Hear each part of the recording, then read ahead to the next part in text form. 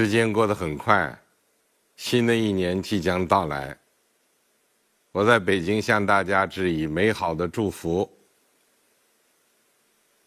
2024年，我们一起走过春夏秋冬，一道经历风雨彩虹，一个个瞬间定格在这不平凡的一年，令人感慨，难以忘怀。我们积极应对国内外环境变化带来的影响，出台一系列政策组合拳，扎实推动高质量发展。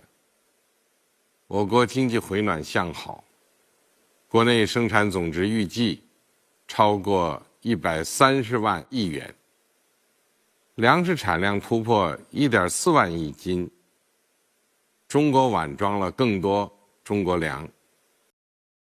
Presiden Tiongkok, Jinping menyebutkan dalam pidato di akhir tahun 2024 bahwa saat ini Tiongkok panen raya dan betapa pentingnya pertanian, daerah pedesaan, dan petani merupakan salah satu prioritas utama pembangunan Tiongkok. Menjelang akhir tahun 2024, Tiongkok kembali berhasil mengamankan panen raya meskipun dilanda bencana alam dengan langkah-langkah besar dalam meningkatkan lingkungan dan kesejahteraan pedesaan. Berikut adalah beberapa fakta dan angka yang menyoroti perkembangan pertanian dan pedesaan negara ini sepanjang tahun 2024. Sebagai berikut. Pertama, produksi biji-bijian Tiongkok pada tahun 2024 mencapai rekor tertinggi sebesar 706,5 juta ton, meningkat 1,6% dari produksi tahun lalu. Tahun ini juga menandai pertama kalinya negara itu mencatat panen biji-bijian lebih dari 700 juta ton. Kedua, produksi kedelai negara ini diperkirakan melebihi 20 juta ton pada tahun 2024, sementara produksi biji raps musim dingin diperkirakan akan mencapai pertumbuhan tahunan untuk tahun ke-8 berturut-turut. Ketiga, pada periode Januari-September, produksi daging ternak meningkat 1% dari tahun ke tahun, sementara produksi akuakultur meningkat 4,5%. Kini, lebih banyak produk pertanian berkualitas tersedia bagi konsumen. Keempat, anggota Parlemen Tiongkok telah mengesahkan undang-undang untuk mendorong pengembangan organisasi ekonomi kolektif pedesaan dan melindungi kepentingan petani.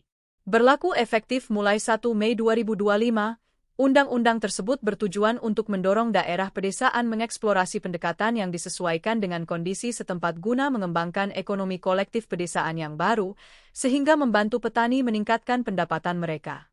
Kelima, pada periode Januari-September, pendapatan per kapita yang dapat dibelanjakan penduduk pedesaan negara itu mencapai 16.740 yuan, sekitar 2.329 dolar AS, menandai kenaikan 6,3% dari tahun sebelumnya.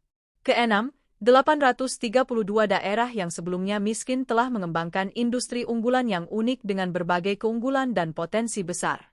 Industri-industri ini meliputi pemrosesan hasil pertanian, pariwisata pedesaan, dan pertanian rekreasi yang membantu menciptakan pendorong pertumbuhan baru dan meningkatkan standar hidup. Ketujuh, saat ini, sekitar 75% daerah pedesaan di seluruh negeri memiliki akses ke toilet sanitasi dan limbah padat dikumpulkan, dipindahkan, dan ditangani dengan benar di lebih dari 90% desa di seluruh negeri. Kedelapan, lebih dari 45% limbah domestik pedesaan kini telah diolah dan dikendalikan, yang memberikan kontribusi terhadap perbaikan nyata pada lingkungan pedesaan.